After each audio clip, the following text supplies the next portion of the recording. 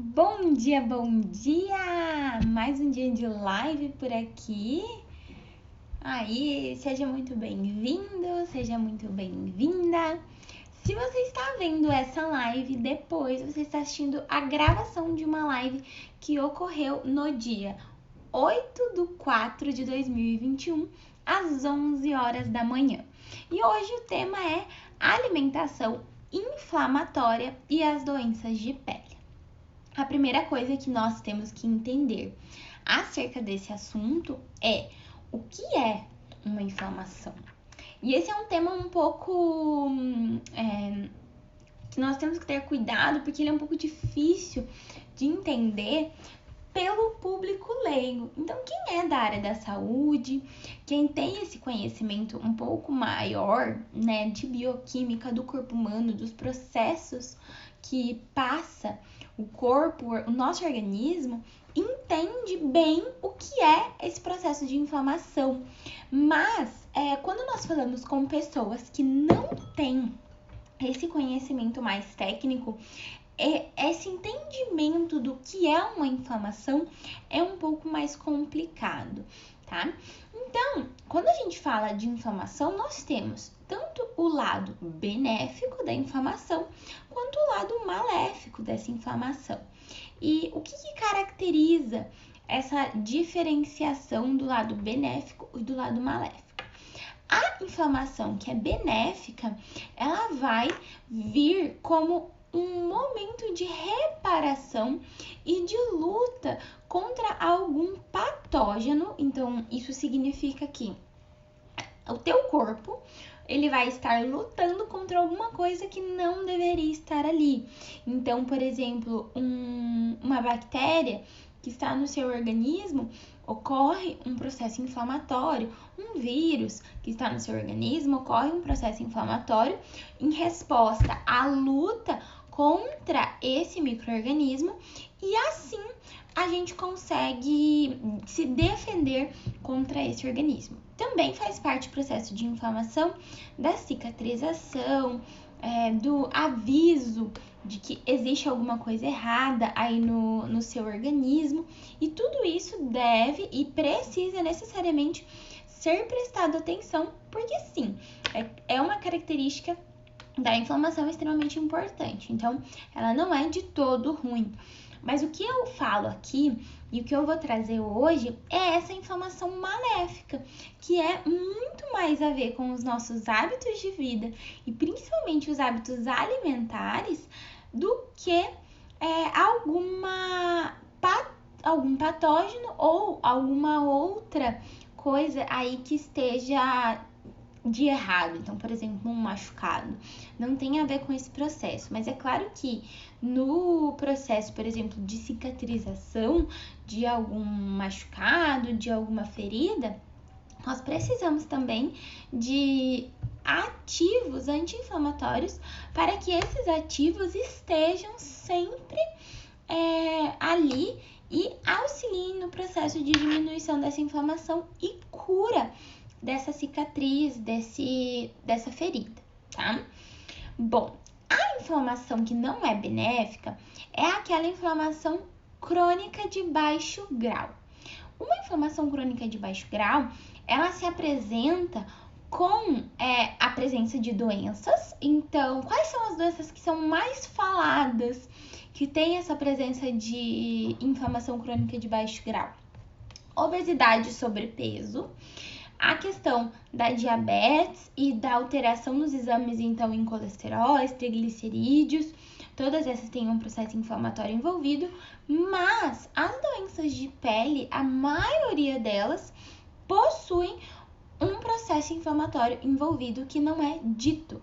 Então, se, por exemplo, você tem uma queda de cabelo, existe um processo inflamatório envolvido. E esse é um dos porquês, atualmente, nós estamos percebendo como consequência aí do Covid, a queda de cabelo intensa pós-Covid em algumas pessoas, justamente por causa dessa intensa resposta inflamatória causada pelo vírus. Então, sim, existe uma inflamação ligada à queda de cabelo. Existe também inflamação ligada ao aparecimento de acne, de espinhas. Existe também inflamação ligada à desregulação do seu intestino. Existe a inflamação ligada à dermatite. Inclusive, eu falei dessa relação da dermatite com a inflamação na live de dermatite que eu fiz há 2 semanas, eu acho que foi. Mas tá aqui no meu perfil, então vá lá se você tem interesse em saber sobre especificamente a dermatite e essa inflamação. Então, é uma doença que tem um caráter inflamatório. Outras doenças que têm esse caráter inflamatório e que às vezes não é visto como uma dermatite, porque quando a gente fala dermatite, você pensa naquelas bolinhas vermelhas que nós temos na pele, ou algum tipo de coceira que nós temos na pele, mas apenas há manchas brancas, então às vezes é chamado de pano branco ou manto branco, é chamado também de ptiríase. Então existem vários tipos de dermatite, a dermatite seborreica, que é a própria caspa. Tudo isso existe um caráter inflamatório. Além dessas, nós temos também a psoríase, que também tem um caráter inflamatório. Nós temos a herpes, que tem um caráter inflamatório. Nós temos, além disso tudo, da parte dermatológica mais voltada para a estética, daí a celulite, que tem um caráter inflamatório. Além da celulite, o aparecimento de manchas no rosto e no corpo possuem caráter inflamatório também. Além das manchas comuns, nós temos o melasma, que é muito comum em mulheres, que são manchas também, na maioria das vezes localizadas no rosto, e que são manchas mais escuras, também tem um caráter inflamatório. Tá? Quando nós falamos também da acne, independente se é uma acne hormonal, se é uma acne por hábito de vida, se é uma acne da mulher adulta, então uma pós-menopausa, uma acne de TPM, todas essas possuem um processo inflamatório. Além disso, nós temos também aí o envelhecimento como um processo inflamatório. E todo esse processo inflamatório, ele pode ou favorecer o aparecimento de outras doenças. Então, se você já tem uma predisposição a ter alguma doença de pele que pode ter um caráter autoimune ou não, você pode vir a desenvolver outras doenças de pele. Unhas fracas também podem ter um caráter inflamatório, dependendo do que é possível de observar ali na consulta, durante a nossa anamnese nutricional, tá? Então, isso é bem importante de entender que, na maioria das patologias, nós temos esse processo inflamatório instalado. Só que ele não é tão perceptível justamente porque nós não temos a presença de pus, de vermelhidão, de coceira, de edema ou de inchaço mesmo. Nós não temos esses pontos que caracterizam uma inflamação aguda. Nós temos outras coisas que podem estar caracterizando uma inflamação e que você nem se dá conta. Então, qual é ela? Por exemplo, uma inflamação que surge no intestino e que a partir do seu intestino, ela vai refletir em todos, absolutamente todos os processos do seu organismo, tá? Então, é importante cuidar do seu intestino para que você tenha um resultado bom e que você não venha a desenvolver nenhum problema de pele, porque isso pode acontecer. Então, se o teu intestino ele sempre foi regulado e daí a partir de um determinado momento ele passa a apresentar uma desbiose, que é uma característica de inflamação intestinal de baixo grau, você passa a ter uma tendência maior de apresentar esses problemas que eu falei. É claro que cada pessoa vai ter um tipo de demonstração desse processo, mas ele não deixa de existir, tá? Então, umas pessoas vão ter o aparecimento de acne, outras pessoas vão poder ter o aparecimento de uma dermatite, outras pessoas vão perder cabelo. E tudo isso é influenciado pela inflamação. Então, dada essa introdução, o que é importante que nós entendamos? Que para que você consiga tratar as doenças de pele que você está buscando, a tua queda de cabelo, a tua celulite, a tua unha fraca, as suas manchas, o seu melasma, ou até, por exemplo, o seu melanoma, que é um câncer de pele, você precisa tratar a inflamação. E para tratar a inflamação, a gente vai começar primeiro aí no teu intestino, tá? Agora, o que causa essa inflamação em relação à alimentação, tá, gente? Claro que eu, como nutricionista, meu foco vai ser sempre falar da alimentação. Existem vários outros aspectos que vão piorar a inflamação, mas a alimentação, ela é a base de tudo e é para isso que eu sou capacitada para falar. Então, aqui eu vou falar da alimentação, certo? E você mudando a alimentação, você já consegue também melhorar muita coisa na sua vida. Não é que a alimentação ela vai resolver todos os problemas, mas ela já vai ser 80% do caminho, 50% do caminho aí andado, tá? Bom, através da alimentação, o que você vai piorar são alimentos com alto índice glicêmico, principalmente, alto teor de açúcar, que vai ter um índice glicêmico elevado, alto teor de carboidratos, e aí nesse quesito a gente não pode tirar os carboidratos bons. Então, por exemplo, na minha prática de consultório, sempre acontece, sempre, senta alguém e fala, olha, tenho uma alimentação muito boa, eu faço atividade física, mas eu não consigo resolver esse problema. Então, acne, é queda de cabelo, é cansaço crônico, às vezes é um problema intestinal, às vezes é uma questão de não conseguir perder peso, e tudo isso está relacionado com o consumo elevadíssimo de carboidratos. Não interessa se é um carboidrato bom, se você consome além da quantidade que você precisa e que é o indicado, você está causando uma inflamação, uma alimentação mais inflamatória do que ela deveria ser. Porque esse fator inflamatório da dieta, ele tem muito a ver também com a quantidade de alimento, daquele alimento em questão, que você vai estar consumindo. Então, se você consome um alimento que tem um caráter mais inflamatório, porém em pouca quantidade, então se você consome um açúcar ou um bolo normal que possui açúcar, que possui cobertura, que possui ali farinha branca de trigo, ele é um alimento que tem um caráter mais inflamatório. Agora, se você consome um pequeno pedaço de uma forma mais esporádica, não tem problema, tá? Porque está ligado com a dose. Então, essa questão da inflamação e dos alimentos inflamatórios não quer dizer que você vai ter que abolir da sua vida. É claro que vai depender muito de qual condição você está tratando. Então, por exemplo, uma acne, você tem que cuidar muito com a quantidade, porque passou um pouco da quantidade, vai aparecer. É muito sensível isso. Agora, se a gente fala, por exemplo, de umas unhas fracas ou de queda de cabelo, a gente já consegue ter um limiar um pouquinho diferente nesse sentido.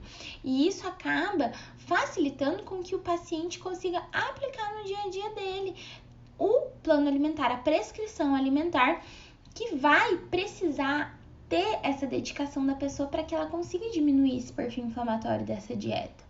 Aí, claro que se você diminui essas coisas, até consegue retirar do dia a dia principalmente e consome mais esporadicamente, em quantidades menores, e ainda junto disso acrescenta os alimentos mais anti-inflamatórios, que possuem compostos bioativos, que possuem ali os fenólicos que vão favorecer esse processo anti-inflamatório no teu organismo, você consegue ter um controle muito melhor disso. E qual que vai ser o resultado desse controle mais adequado? uma pele mais saudável. Independente se essa pele já possui uma patologia, então se ela já possui uma doença, como por exemplo a que eu citei antes, então a dermatite, a psoríase, a queda de cabelo, a celulite, a acne, ou se ela não tem nada e você quer prevenir alguma coisa. Independente disso, você vai ter que cuidar. Porque, por exemplo, se você... não, eu quero envelhecer com mais saúde. Daí você vai lá, busca botox, busca preenchimento, busca estimulador de colágeno. Tenta tomar o colágeno e não deixa de consumir esses alimentos inflamatórios, você vai continuar favorecendo essa inflamação de baixo grau. E essa inflamação crônica de baixo grau envelhece, tá? O envelhecimento, ele está ligado a essa questão da inflamação. Por quê? Nós temos um dano às nossas células. E, como eu sempre digo, uma das primeiras coisas que vai sofrer no seu organismo é a qualidade da sua pele. Com a qualidade da sua pele diminuída, nós temos uma diminuição da produção de colágeno, que sim, aumenta o envelhecimento, e nós temos um aumento da degradação do colágeno, que também vai favorecer o envelhecimento. Além disso, se você está com uma pele ruim, uma qualidade da pele ruim por causa dessa inflamação, você vai ter a possibilidade, você vai estar abrindo portas para o seu corpo desenvolver ainda mais outras patologias que talvez você não teria se não tivesse essa predisposição e esse não cuidado com a inflamação da dieta. Então, o que é mais importante de você ali, principalmente no diário, no dia a dia, então na base da tua alimentação, 90% da sua alimentação, ser de um perfil mais anti-inflamatório, evitando açúcares, índice glicêmico muito elevado, evitando o álcool, evitando ali o consumo de frituras, evitando o excesso de gorduras saturadas e principalmente se você não tem um equilíbrio entre essas gorduras saturadas e insaturadas. Gordura saturada não faz mal para a saúde, mas ela tem que estar equilibrada com uma gordura insaturada. O que é essa gordura saturada e o que é essa gordura insaturada, Paula? Quando a gente fala assim da estrutura da gordura, né, do ácido graxo, que nós chamamos, nós estamos falando de uma mudança estrutural, tá? Então, ela tem essa mudança. Só que, para a composição da nossa célula, nós precisamos dessas duas gorduras. Uma para dar um pouco mais de rigidez, uma para dar um pouco mais de maleabilidade. Então, as duas precisam estar presentes ali. E isso é muito importante para a construção dos nossos tecidos, para que as trocas entre as células ocorram de forma adequada. Então, tudo isso é extremamente importante no processo de diminuição da inflamação. Mas, se tem uma gordura que tem que ser evitada e de preferência completamente retirada da sua alimentação, é a gordura trans, gordura hidrogenada, que está presente na margarina, ela está presente aí em principalmente alimentos industrializados, alguns óleos vegetais, como os óleos de girassol, canola, óleo de soja, algumas marcas possuem gordura trans. E, é claro, esses alimentos que são também ricos em açúcar, de índice glicêmico elevado e que vem dentro de pacote. Então, a primeira coisa que você tem que fazer, se você quer melhorar esse processo, é eliminar ali nesses 90% da sua alimentação esses alimentos industrializados e fazer no seu dia a dia os alimentos comida de verdade. O que você tem que pensar? Esse alimento é um ingrediente? Esse alimento é um bicho ou é uma planta, por exemplo? Já é meio caminho andado para que você consiga melhorar tudo isso. Se 90% da sua alimentação for composta por bichos e plantas, você vai ter já uma melhora no teor de inflamação da sua dieta, tá? Isso seria um meio de reduzir o consumo de alimentos inflamatórios, que é muito importante, extremamente importante, para que você não desenvolva essas doenças de pele ou que você não piore as doenças de pele que você tem, tá?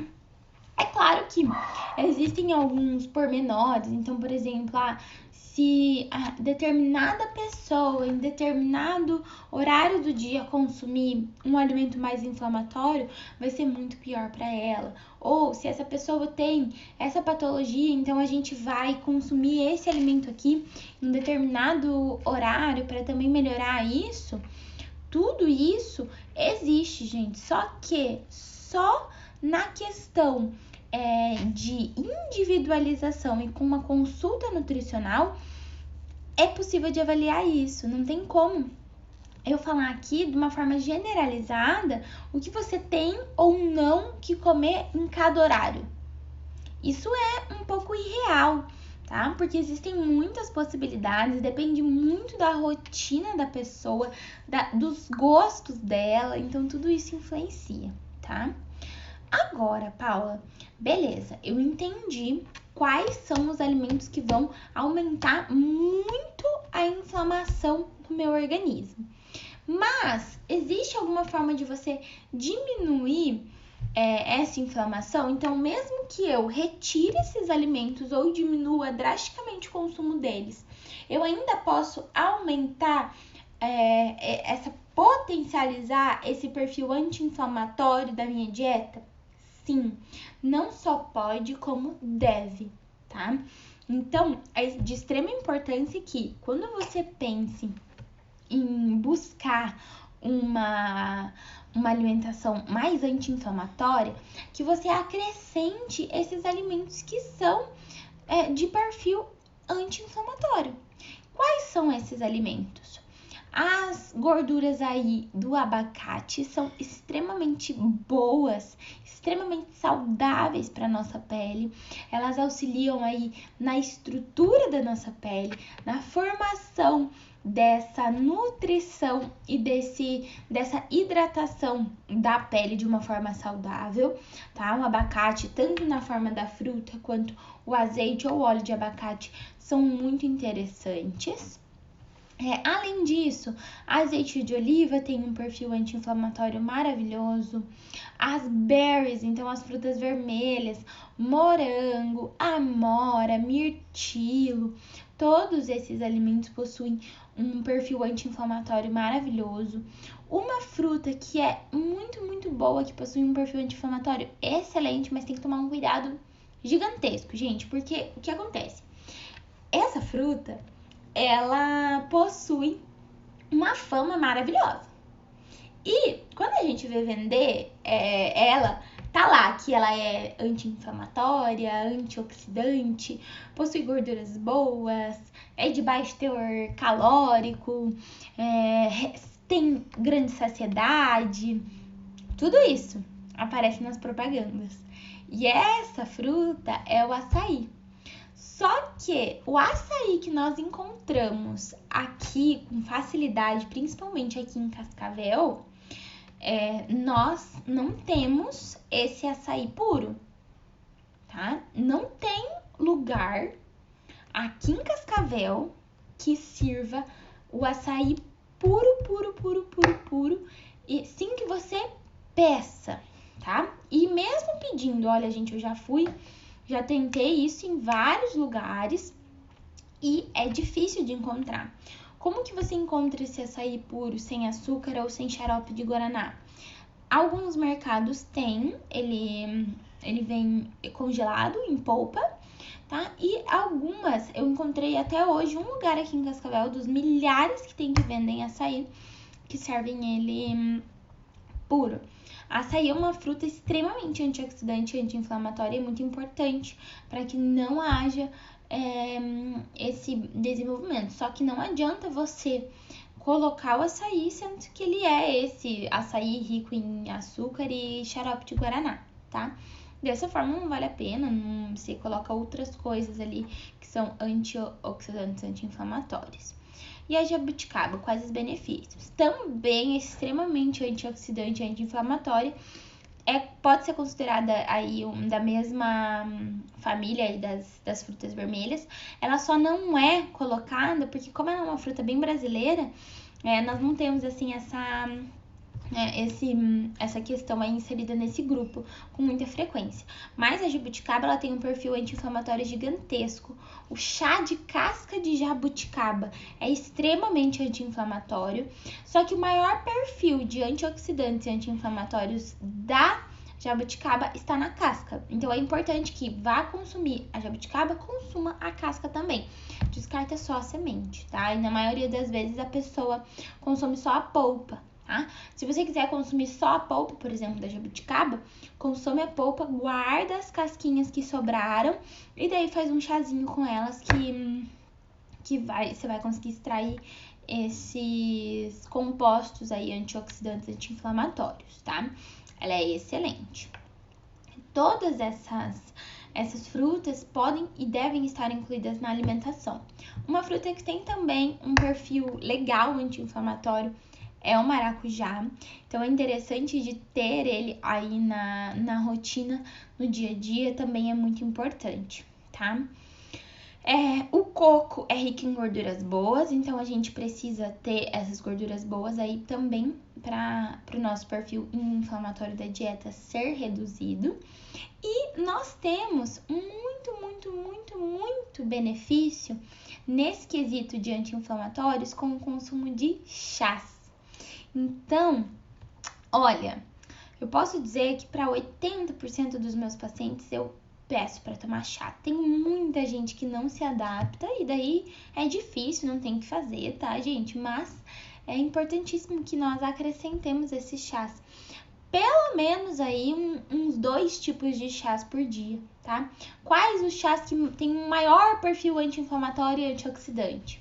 Chá verde, chá de moringa, chá de gengibre, chá de açafrão ou cúrcuma, tá? Realmente tem esse perfil. Chá de canela, chá de hortelã tem um perfil legal. E se você misturar isso também, nós vamos ter aí esses perfis. Os chás que são diuréticos também tem uma associação legal, tá?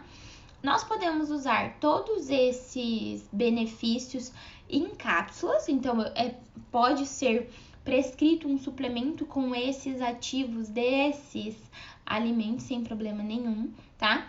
Além disso, nós precisamos aí incluir também ativos que estejam presentes em outros alimentos, tá? Que vão favorecer. E quais são esses alimentos? Os legumes e as verduras.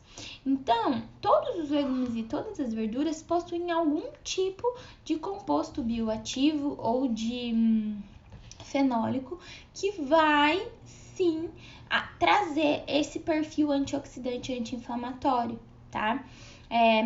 Não é que todos têm todos, mas cada cor vai ter um tipo de nutriente. Então, por exemplo, se você quer a vitamina A, que tem um perfil anti-inflamatório que é muito importante, você vai buscar nos alimentos que possuem coloração laranja, amarela, vermelha, tá? A vitamina A, por exemplo, ela tem um grupo de nutrientes, ela é um grupo, né, que tem os carotenoides. Esses carotenoides, nós temos milhares deles ali juntos. Então, por exemplo, a luteína, nós temos a astaxantina. Então, são alguns exemplos para vocês terem no dia a dia, tá? Outras fontes aí em outros vegetais, então nós temos nos verdes, são muito importantes, que tem as fontes ali, tem a fonte de cálcio, tem fonte de magnésio, então é muito importante ter esses micronutrientes, as vitaminas e os minerais, para esse perfil anti-inflamatório também funcionar de forma adequada. Onde nós temos um perfil anti-inflamatório e antioxidante muito legal também é na espirulina e na clorela. Então, nas algas marinhas, elas têm um perfil anti-inflamatório bem legal.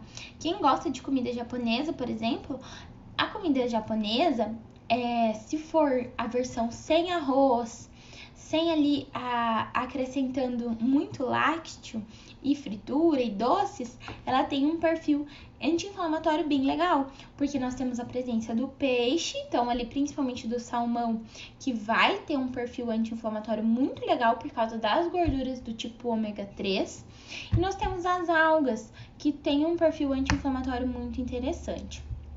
Qual que é o problema nesse quesito ali da comida japonesa, que apresenta esse perfil mais inflamatório se acrescentado o arroz, os lácteos e as frituras?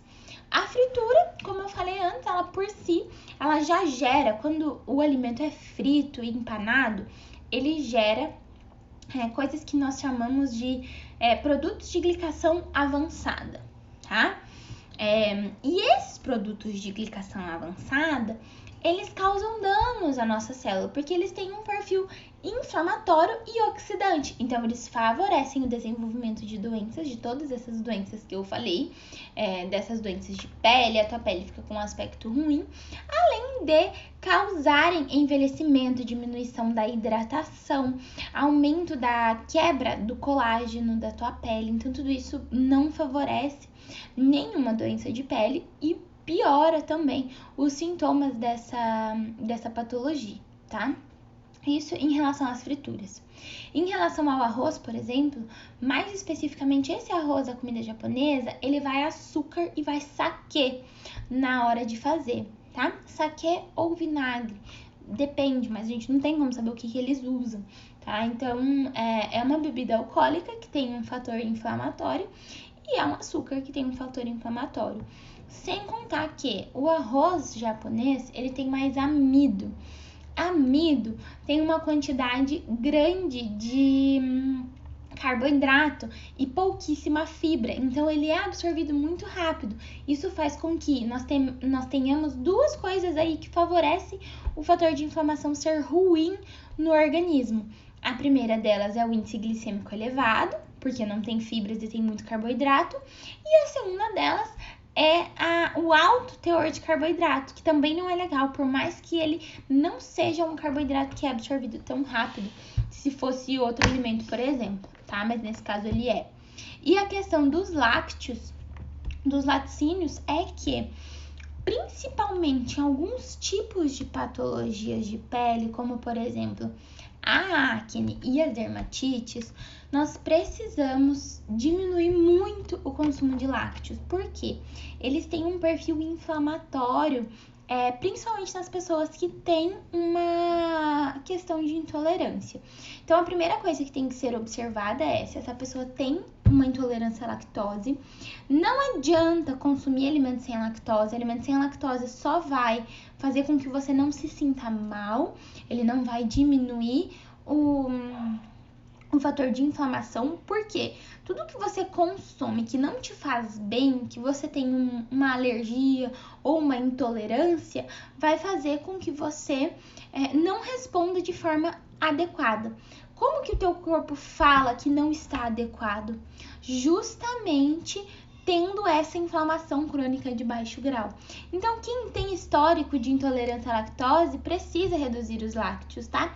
E quem tem intolerância à lactose tem a probabilidade de ter uma certa intolerância à caseína, que é uma das proteínas do leite, tá? Que é uma proteína que tem um teor mais inflamatório, sim, tá? Então, é importante que você reduza. Além disso, os lácteos, para quem não tolera bem, eles não fazem bem para o intestino, então eles podem causar essa disbiose.